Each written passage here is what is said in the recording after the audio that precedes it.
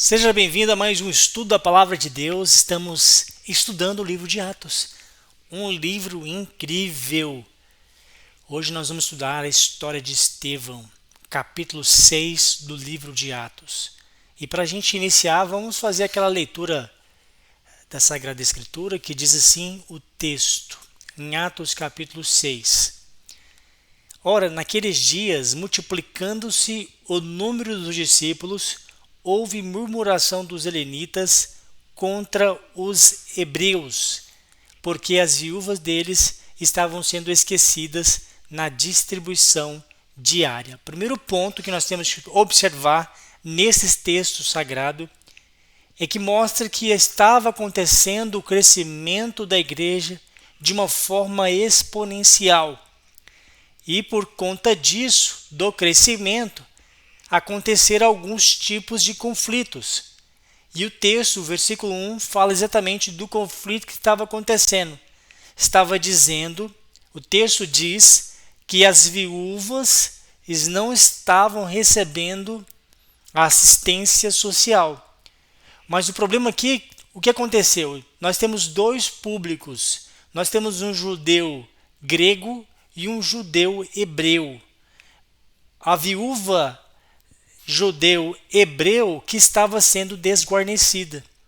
O conflito começou aí, o conflito dos judeus gregos, dos judeus hebreus.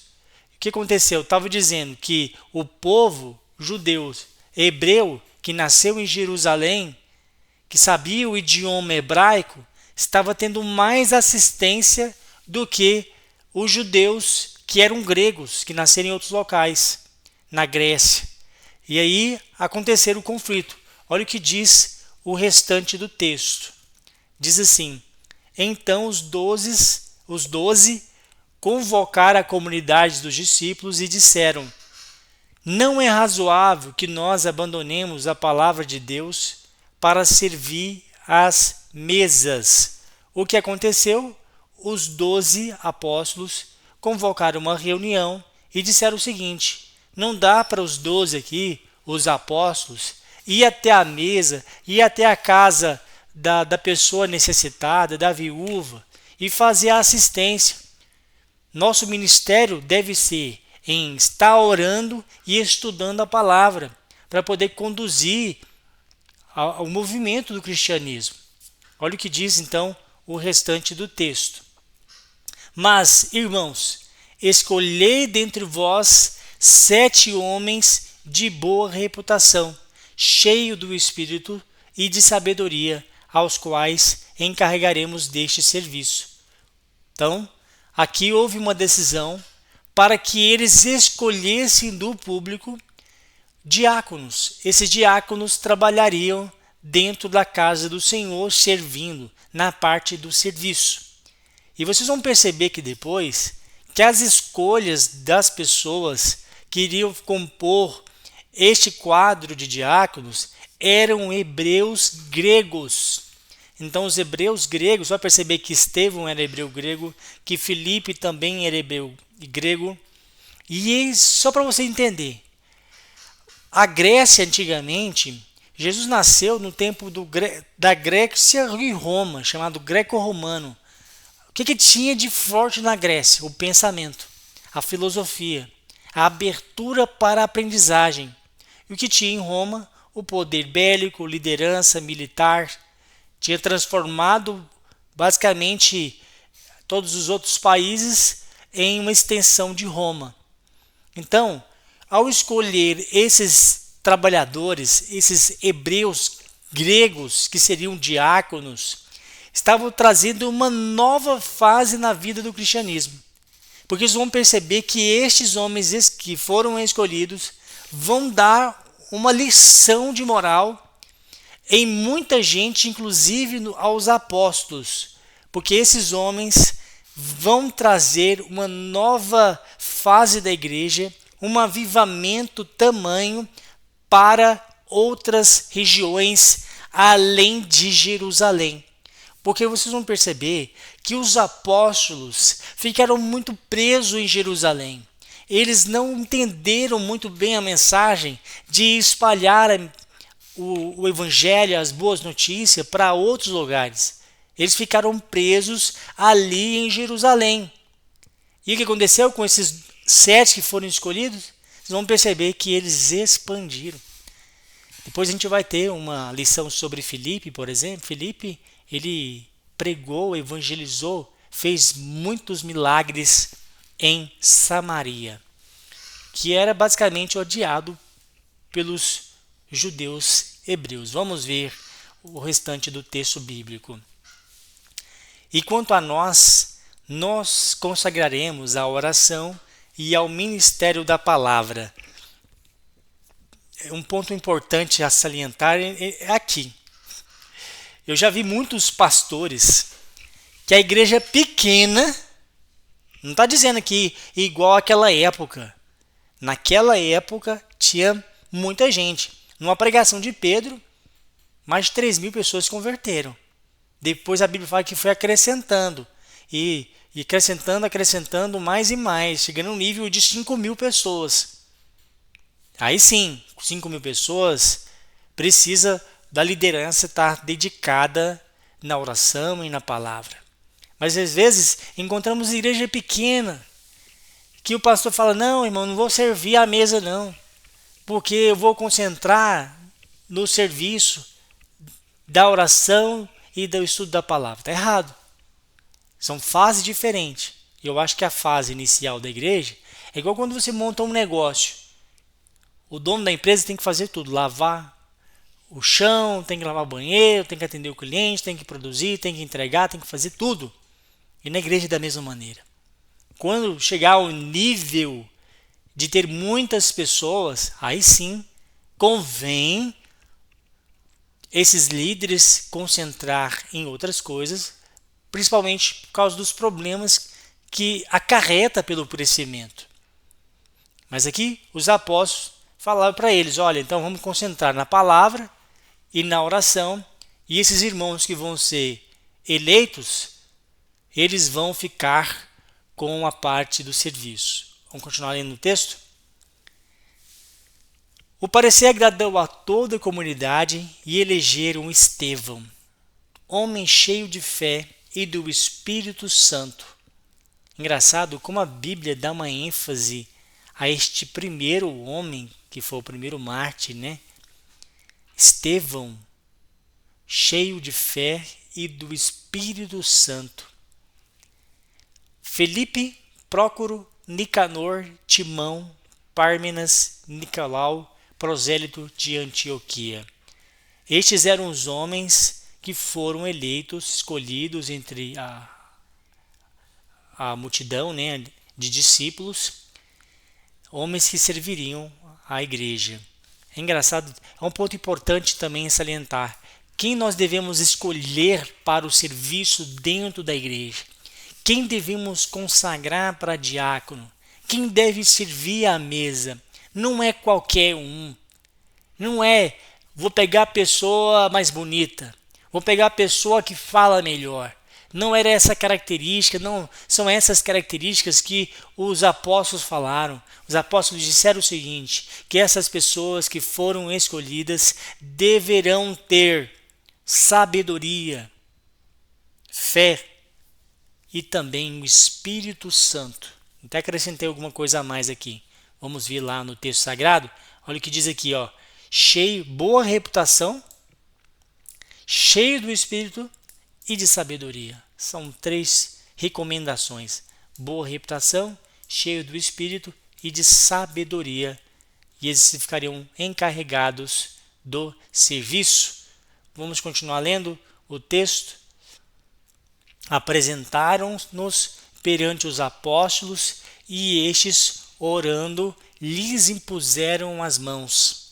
Crescia a palavra de Deus e em Jerusalém, e multiplicava o número dos discípulos, também muitíssimos sacerdotes obedeciam à fé. Aqui é a parte mais interessante do capítulo 6, todo o texto é lindo, mas aqui é uma atenção especial, porque Lucas aqui vai detalhar essa história diferente de todos os os outros momentos. Estevão, nesse período que ele vai morrer, Lucas dá uma atenção a esta morte, a este martírio, porque a partir deste momento, vocês vão perceber que a morte de Estevão vai gerar uma grande comoção no povo e também vai gerar uma grande perseguição.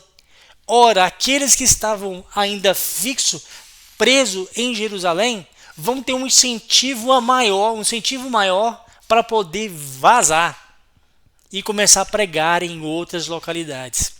Foi só por causa deste momento que aconteceu o espalhar, levar a palavra de Deus para outras regiões. E vamos então conhecer a história desse diácono, que a Bíblia inclusive deixa muito claro como ele era. Elegeram Estevão, homem cheio de fé e do Espírito Santo. Vamos ver então a história de Estevão perante o Sinédrio.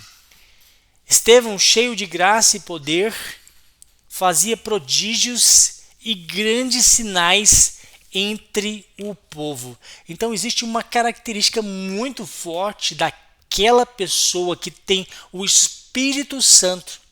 Qual a característica que ele tem? Cheio de graça, ou seja, a pessoa está transbordante da gratidão, do favor divino alcançado. Depois, olha o que diz, cheio de graça e poder.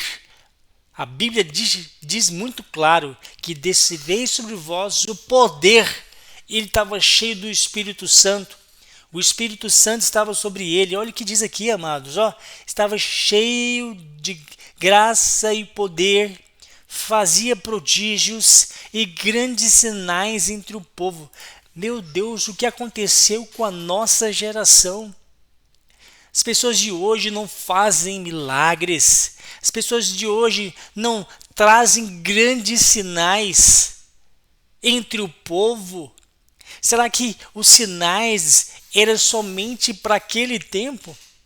Será que o milagre era somente para aquela época? Eu fico me questionando constantemente. É apenas para aquela época? Não é para nós também? A promessa de Deus é para todos, mas há uma racionalização das pessoas em dizer que é humano, que é invenção. Quantas vezes eu encontrei pregadores, pastores que disseram assim: aquele milagre lá era irmãos que tinham sido contratados para poder fazer aquela encenação toda, aquele teatro. Mas será que não existe milagre hoje? Será que não existe grandes sinais entre o povo? Por que era só naquela época, sendo que a promessa do Pai era para todos e que o Espírito Santo, também disponível para nós, está aqui? A gente precisa tomar posse dessa promessa do Pai sobre a igreja. Olha o que diz, versículo 9: levantando-se, porém, alguns dos que estavam ali na sinagoga, chamado dos libertos, dos sirineus, dos alexandrinos, dos da Cilícia e Ásia, discutiam com Estevão e não podiam resistir à sabedoria e ao espírito pelo qual ele falava. Achar que não vai ter nenhuma contradição, achar que não vai ter nenhuma pessoa que vai contra aquilo que a gente acha, achar que não vai ter ninguém para nos perseguir, é uma mentira tão descarada. Sempre haverá pessoas que vão tentar nos impedir, inclusive aqueles que se dizem cristãos. Aqui quem estava perseguindo Estevão não era uma pessoa qualquer, não era um gentil, era aquele que dizia servir a Deus. É aquele que dizia estar em contato com Deus e tinha um conhecimento pleno dentro deles da palavra do Senhor, mas estava perseguindo Estevão. Ninguém resiste à sabedoria, ninguém resiste ao Espírito Santo. Eles não conseguiam ganhar naquele jogo ali que estava acontecendo na mente deles contra Estevão. Estevão estava falando cheio do Espírito Santo e não podiam resistir. Capítulo 6, versículo 11. Então subornaram homens que dissessem: temos ouvido este homem proferir blasfêmias contra Moisés e contra Deus. Temos ouvido este homem proferir blasfêmia contra Moisés e contra Deus. Sublevaram o povo, os anciãos, escribas, investindo, o arrebataram e levando-o ao sinédrio. O que aconteceu? Eles simplesmente contrataram pessoas para mentir, caluniar, difamar Estevão, que estava na paz, fazendo tudo direitinho. Mas estavam ali aqueles homens, movidos por inveja, movidos por ganância de poder. Parece tão distante de nossos dias, né? Você olha a política, está repleto de pessoas semelhantes.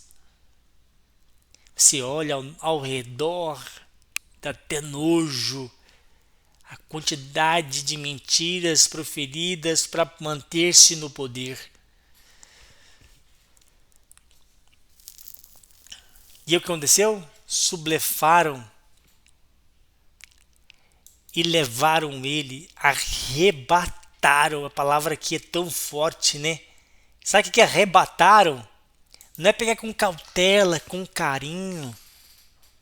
É como se puxasse ele despreparado e ele viesse cair no chão e começa a arrastar ele nem saber de onde está vindo aquela derrubada. Arrebataram ele, puxaram, levaram ele às pressas para onde? Para o sinédrio. Vamos ver aqui. Apresentaram testemunhas falsas que dispuseram: este homem não cessa de falar contra o lugar santo e contra a lei. As testemunhas falsas concentraram em seus argumentos em dois aspectos importantes para a gente entender como será o discurso de Estevão, a pregação de Estevão perante aquele sinédrio. Aquelas falsas testemunhas falaram: olha, ele está falando contra o templo, está falando contra a lei de Moisés. Eu fico reparando, existia uma idolatria disfarçada do templo e da Torá. Eles adoravam mais o templo do que o Senhor do templo. Eles adoravam mais a Torá, a escrita ali, do que o Deus da Torá.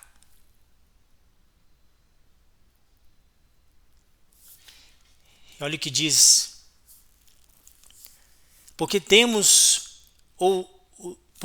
Deixa eu voltar aqui para vocês verem na tela, o versículo 14.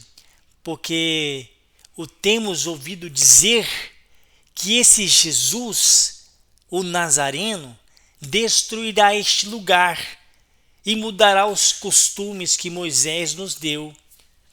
Todos que estavam assentados no sinédrio,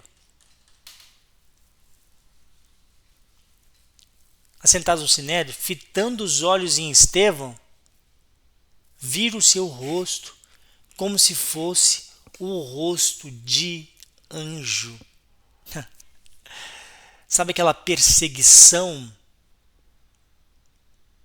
contra a pessoa de paz, contra a pessoa que que não tem nada a dever, não deve nada a ninguém. Era assim que estava acontecendo com Estevão. Eles estavam todos odiosos, furiosos contra aquele homem que estava tranquilo, com o rosto parecendo de um anjo. Estava ali só na bênção. É assim que devemos também reagir, amados, diante deste mundo que ataca, contra-ataca, provoca mentiras contra nós. Você não se defende sozinho. Ele poderia estar aqui se defendendo contra aqueles argumentos, bate boca sem parar, mas ele não fez isso. Ficou lá de boa, tranquilo, porque sabia que não estava fazendo nada de errado. Quando a gente tem a necessidade de se defender, a gente tira Deus da frente de nossas batalhas.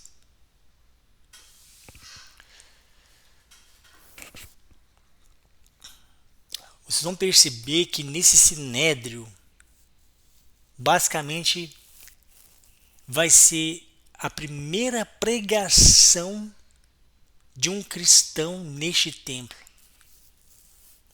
O templo era tão de fanáticos que, ao levar Estevão, Deus é tão maravilhoso que ele faz acontecer uma pregação naquele lugar. Uma pregação que vai ser maravilhosa. Vamos continuar a ler o texto sagrado, mas só que agora vamos ler o capítulo 7. A defesa de Estevão ali no Sinédrio. Olha o que diz. Então, capítulo 7, versículo 1. Lhe perguntou o sumo sacerdote: porventura é isto assim? Ou seja, ele estava querendo perguntar: é isso mesmo que eu estou ouvindo? É isso mesmo? Quero ouvir da sua boca. Estevão respondeu, aproveitando, conduzido pelo Espírito Santo: varões, irmãos e pais, ouvi. O Deus da glória apareceu a Abraão, nosso pai, quando estava na Mesopotâmia, antes de habitar em Harã. Quero lhe chamar a atenção para o discurso dele. O discurso dele, você vai perceber, não sei se você lembra o que eu falei anteriormente, que aquelas falsas testemunhas estavam focadas em dois argumentos, dizendo que Estevão estava contra o templo e contra a lei de Moisés. E Estevão, conduzido por Deus naquele momento, vai passar uma mensagem poderosa a respeito dessas falsas testemunhas, desses argumentos que foram feitos. Então aqui Estevão vai discorrer, vai trazer ali uma visão emblemática do início da chamada de Abraão até a morte e ressurreição de Jesus. Então vamos ver a história que ele vai contar. Ele vai fazer um resumão da palavra de Deus que todos os cristãos deveriam saber. Todos os cristãos deveriam saber de qual é salteado contar o que Estevão vai contar nesse exato momento. Olha o que diz o texto sagrado então. Versículo 2. Estevão respondeu: varões, irmãos e pais, o Deus da glória apareceu a Abraão, nosso pai, quando estava na Mesopotâmia, antes de habitar em Harã. Deus disse: sai da tua terra e da tua parentela e vai para a terra que eu te mostrarei. Então saiu da terra dos cananeus, dos caldeus, e foi habitar em Harã. E dali, com a morte de seu pai, Deus o trouxe para esta terra em que vós agora habitais. Nela não lhe deu herança, nem sequer o espaço de um pé, mas prometeu dar-lhe a posse dela e depois dele a sua descendência, não tendo ele filho. E falou Deus que a sua descendência seria peregrina em terra estrangeira, onde seriam escravizados e maltratados por 400 anos. Disse Deus, julgarei a nação da qual forem escravos, e depois disto sairão daí e me servirão neste lugar. Então lhe deu a aliança da circuncisão. Assim nasceu Isaque, e Abrão circuncidou ao 8º dia. E de Isaque procedeu Jacó, e deste os 12 patriarcas. Os patriarcas, invejosos de José, venderam-no para o Egito, mas Deus estava com ele e livrou-o de todas as suas aflições, concedendo-lhe também graça e sabedoria perante Faraó, o rei do Egito, que o constituiu governador daquela nação e de toda a casa de Israel. Então perceba novamente que Estevão está fazendo um discurso, está discorrendo um raciocínio, mostrando então coisas que aqueles homens, escribas, fariseus, saduceus, estavam ali, que já sabiam. Ele estava trazendo à tona para eles exatamente aquilo que eles já tinham ciência. Mas Estevão estava sendo direcionado pelo Espírito para falar para eles. Versículo 11. Sobreveio, porém, fome em todo o Egito, e em Canaã houve grande tribulação. Nossos pais não achavam ali mantimentos. Mas, tendo ouvido Jacó que no Egito havia trigo, enviou pela primeira vez os nossos pais. Na segunda vez, José se fez reconhecer por seus irmãos e se tornou conhecida de Faraó a família de José. Então José mandou chamar Jacó, seu pai, e toda a sua parentela, isto é, 75 pessoas. Jacó desceu ao Egito e ali morreu, e ele e também nossos pais, e foram transportados para Siquém e postos no sepulcro que Abraão ali comprara a dinheiro aos filhos de Amor. Como, porém, se aproximasse o tempo da promessa que Deus jurou a Abraão, o povo cresceu e se multiplicou no Egito, até que se levantou ali um outro rei que não conhecia José. Este outro rei tratou com astúcia a nossa raça e torturou os nossos pais, a ponto de forçá-los a enjeitar seus filhos, para que não sobrevivessem. Para esse tempo nasceu Moisés, que era formoso aos olhos de Deus. Por 3 meses foi ele mantido na casa de seu pai. Quando foi exposto à filha de Faraó, reconheceu e criou como seu próprio filho. Só um ponto aqui, uma pausa para informar que ele começou a tratar sobre Moisés. Perceba que lá no início, onde as falsas testemunhas falaram que Estevão estava contra a lei, estava contra o templo, dizendo que Jesus, pelos ensinamentos dele, ia mudar todo o costume de Moisés. E ele agora vai citar a história de Moisés, falando para aqueles homens que já conheciam a história. E Moisés foi educado em toda a ciência dos egípcios e era poderoso em palavras e obras. Quando completou 40 anos, veio-lhe a ideia de visitar seus irmãos, os filhos de Israel. Vendo um homem tratado injustamente, tomou-lhe a defesa e vingou o oprimido, matando o egípcio. Ora, Moisés cuidava que seus irmãos entenderia que Deus os queria salvar por intermédio dele. Eles, porém, não compreenderam.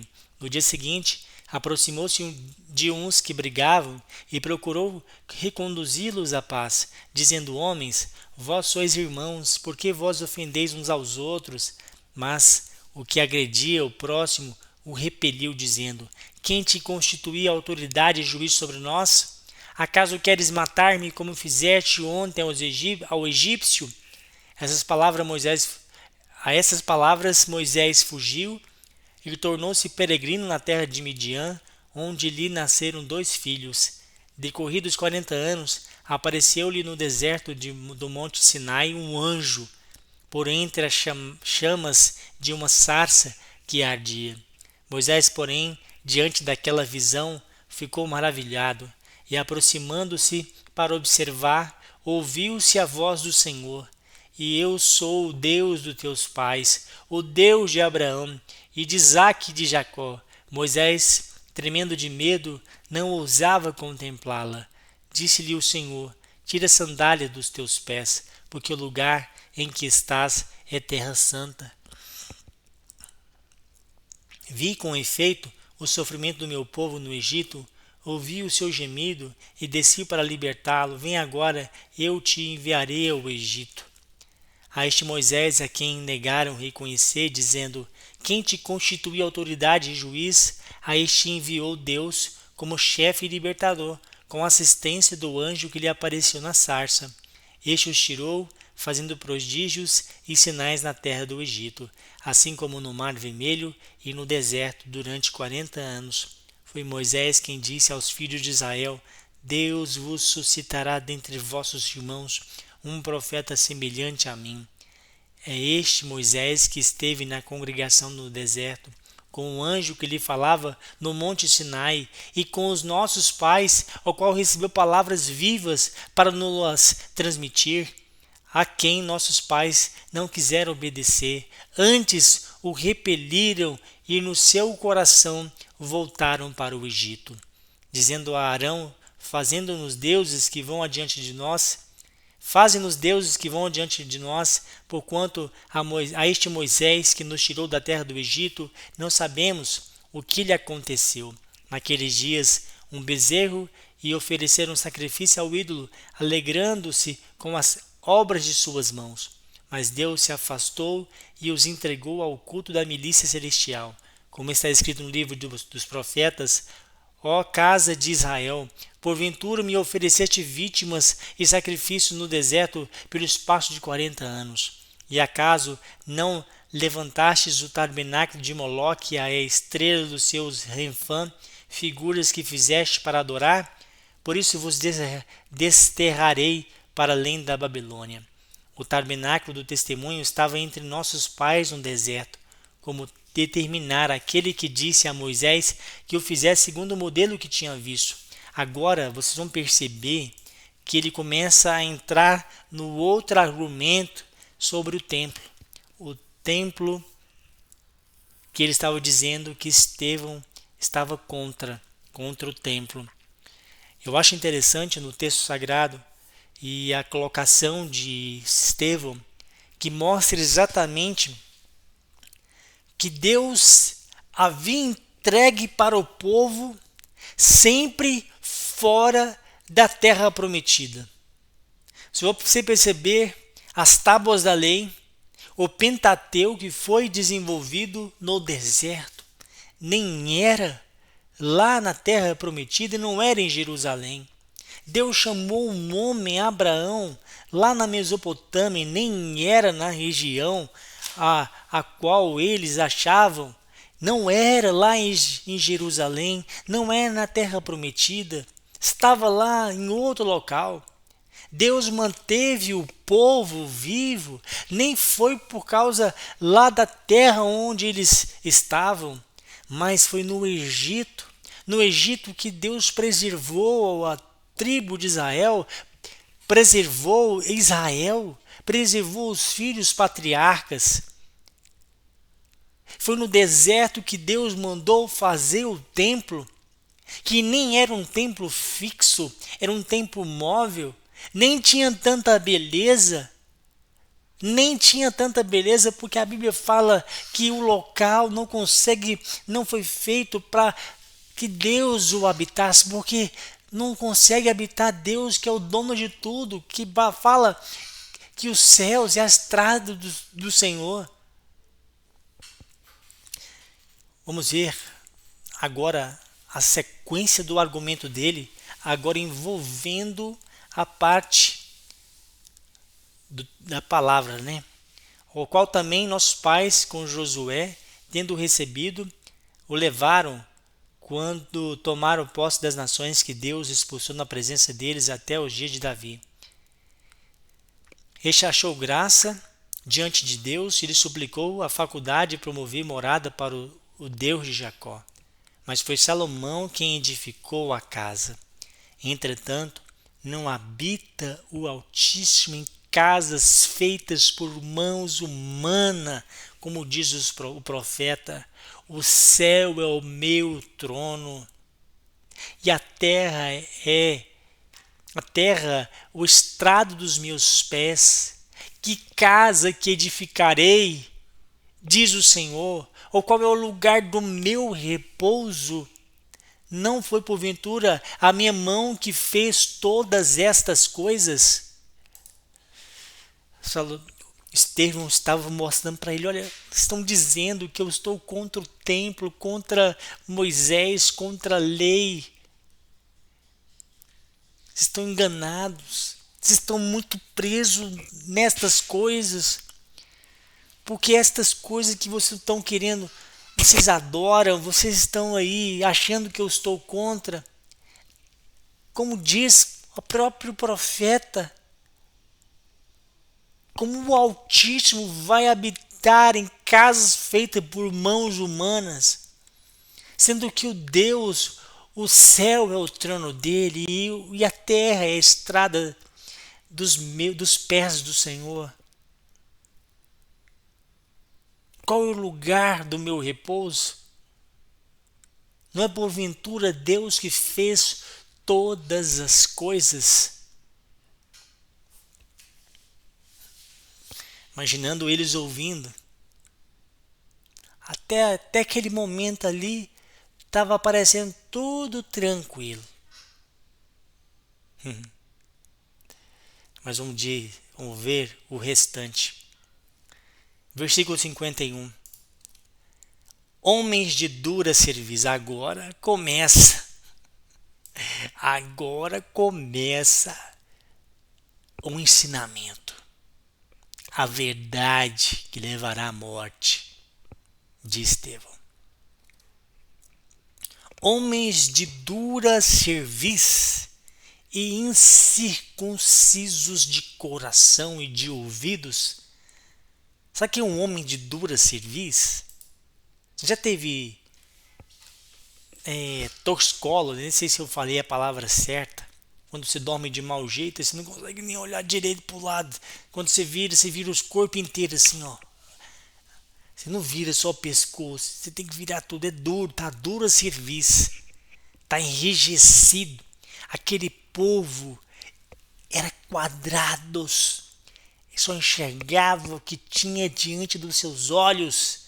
Ele não conseguia enxergar de uma maneira mais holística e ampla. Foi assim que Estevão falou para ele: homem de dor e serviço, incircunciso de coração e de ouvido, ou seja, eram homens fechados nos ouvidos, coração de pedra, não conseguia ouvir nada, aprender nada que era diferente daquilo que ele estava acostumado a fazer. Olha o que diz o restante do texto. Vós sempre resistis ao Espírito Santo, assim como fizeram os vossos pais, também vós o fazeis. Aqui é um ponto que nós temos que ter uma atenção também. Às vezes temos pais que reproduzem seus erros na vida do filho. O filho continua ainda essa hereditariedade dos erros dos seus antepassados. Aqueles homens estavam repetindo o que seus pais fizeram, e os pais deles faziam também dos pais que eles tiveram. Eram homens que aprenderam de forma errada e continuavam. Mas é bom lembrar-vos que a Bíblia fala que a maldição só vai até a quarta geração daqueles que negam a Deus. Mas a partir do momento que a pessoa ouve a voz do Senhor, aquela sequência é irrompida.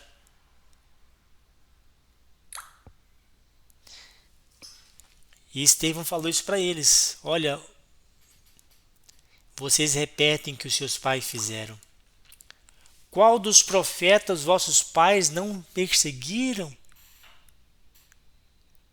Imagina o silêncio. Eu acho que nesse momento ele fez uma pergunta e deu aquela pausa. Qual dos profetas vossos pais não perseguiram? Eles mataram os que anteriormente anunciavam a vinda do justo, do qual vós agora vos tornastes traidores e assassinos. Vós que recebestes a lei por mistério de anjos e não aguardastes. Ah, menino. Ah, menino, olha o que diz. Gente, é por conta do que Estevão falou ali vai gerar a morte dele. Mas a morte de Estevão, o choro do povo de Israel, de Jerusalém, por causa da morte de Estevão, vai gerar alegria em Samaria, vai gerar alegria em outros locais da terra, porque foi por meio dele que o povo foi perseguido e eles começaram a propagar a palavra do Senhor, a evangelizar em outros locais. Olha o que diz.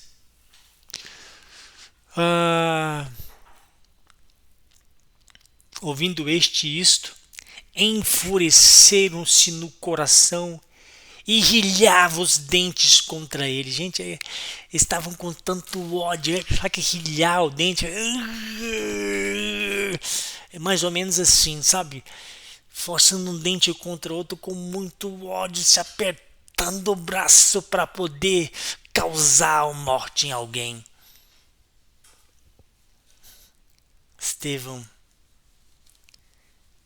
Mas Estevão, cheio do Espírito Santo, fitou os olhos no céu e viu a glória de Deus e Jesus que estava à sua direita. Ah, Estevão, na hora Deus fez ele abrir os olhos espirituais. Ele olhando para o céu, ele viu a glória de Deus. Viu Deus no seu trono e viu Jesus. Mas sabe o que diz aqui, amados? A palavra de Deus que me deixou mais impactado com essa história. Olha o que diz aqui. Mas Estevão, cheio do Espírito Santo, fitou os olhos no céu, viu a glória de Deus, Jesus que estava à sua direita, e disse: eis que vejo o céu abertos, e o Filho do Homem em pé à destra de Deus. É como se que ele tivesse visto Jesus como gesto de honra. Levantou do trono, dando boas-vindas àquele homem que seria morto para entrar no reino de Deus.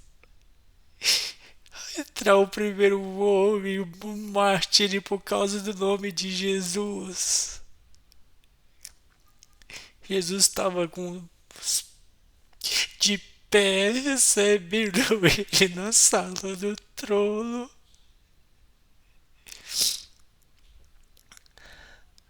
Recebendo Estevão, dando boas-vindas. Seja bem-vindo, meu filho. Ele morreria ali naquele momento, mas teria a eternidade para viver com o Senhor. O que diz o restante do texto?